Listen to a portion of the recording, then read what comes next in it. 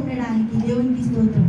మనతో ఒక రోజు కాదు, 24 గంటలు కాదు, వారం రోజులు కాదు, నెల రోజులు కాదు, మన ఊపిరి ఉన్నంత వరకు ఎప్పుడైతే ఆయన ప్రేమలో నీటి బాప్టిజం తీసుకొని మనం బయటికి వస్తామో అప్పటి నుంచి ఆయన ముద్ర మనకి వేసి పెడతారంట. దేవుడికి మహిమ కలుగుతుందాక. హల్లెలూయా.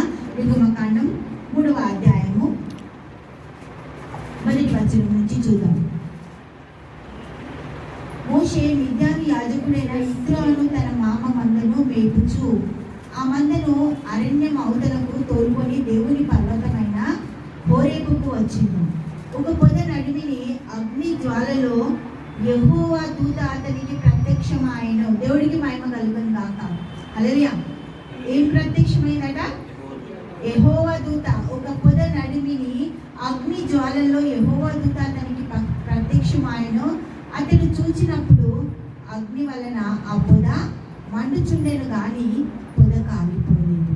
అప్పుడు మోషే ఆ పొద ఏడ కాలిపోలేదో నేను ఆ తట్టు వెళ్ళి ఈ గొప్ప వింత చూచెదను అనుకొనెను. హల్లెలూయా. నిర్గమకాండం 3వ అధ్యాయము 3వ వచనం. దేవునికి మహిమ కలుగుతుందాక. అప్పుడు మోషే ఆ పొద ఎలా కాలిపోలేదో నేను ఆ తట్టు వెళ్ళి గొప్ప వింత చూచెదను అనుకొనెను. దేవునికి మహిమ కలుగుతుందాక. హల్లెలూయా. దానిని చూచుటకు అతడు ఆ తట్టు వచ్చుట యెహోవా చూచెను. దేవుడు ఆ పొద నడిమి నుండి మోషే మోషే అని అతన్ని పిలిచెను. అందుకతడు చిత్తం ప్రభువా అని. దేవుడికి మహిమ కలుగుతుందాక. అగ్ని జ్వాలలతో మోషేతో మాట్లాడిన దేవుడు అగ్ని ప్రాకారాలుగా, అగ్ని స్తంభాలుగా మన జీవితాలలో అగ్ని పరిశుద్ధతకు గుర్తు. దేవుడికి మహిమ కలుగుతుందాక. అగ్ని పరిశుద్ధతకు గుర్తు. అగ్ని మనలో మండినప్పుడు మనలో ఉండే ప్రతి బలహీనతలు. ఇక్కడ మోషేతో దేవుడు ఒక మాట చెప్తుంది 5వ వచనంలో, అందుకు ఆయన దగ్గరకు రావద్దు, నీ పాదముల నుండి నీ చెప్పులు విడువుము, నీవు నిలిచి ఉన్న స్థలము పరిశుద్ధ ప్రదేశము అని. అంటే మోషేని తయారు చేయడానికి అగ్నితో ప్రత్యక్షమైనాడు దేవాది దేవుడు. అప్పుడు చెప్పులు విప్పమన్నాడు. అంటే ఇప్పుడు అందరూ ఏం చేస్తారంటే చెప్పులు వేసుకోవద్దు. వాక్యం చెప్తే చెప్పులు వేసుకుంటారా? సంఘంలోకి చెప్పులు వేసుకొని వస్తారా అంటే దేవుడికి స్తోత్రం.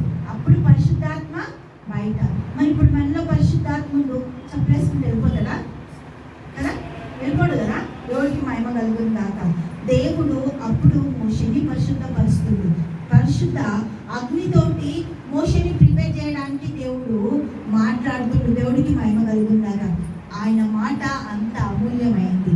దేవుడికి మహిమ కలుగుందాక. 6వ వచనం చూస్తే, మరియు ఆయన నేను నీ తండ్రి అయిన దేవుడును, అబ్రాహాము దేవుడును, ఇస్సాకు దేవుడును, యాకోబు దేవుడును అని చెప్పగా మోషే తన ముఖము కప్పుకొని దేవుడి వైపు చూడ వేరిచ్చాను. దేవుడికి స్తోత్రం. ఆ అగ్ని చూడడానికి దేవుడికి మహిమ కలుగుందాక. అంత అవ్వట్లేదంట. ఇప్పుడు దహించు అగ్నియే మనలో నివసిస్తుంది.